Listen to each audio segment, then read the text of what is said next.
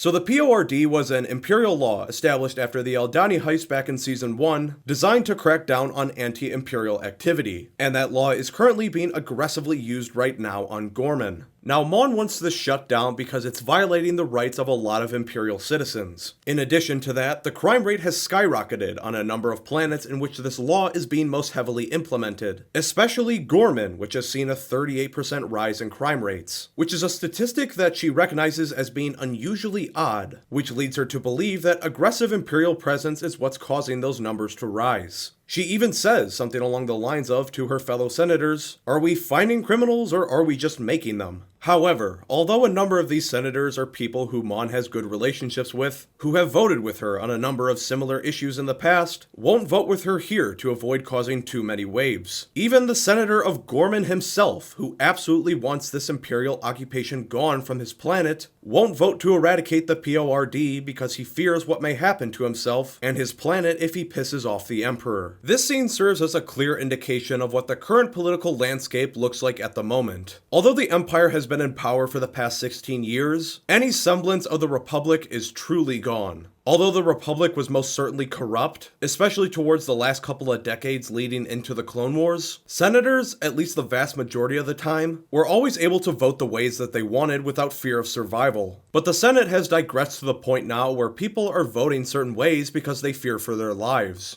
Going against the will and wishes of the Emperor could lead to you and your planet's destruction, which shows that the Senate is no longer the Republican system that it once was. The Senate has now merely devolved into a puppet in this authoritarian regime.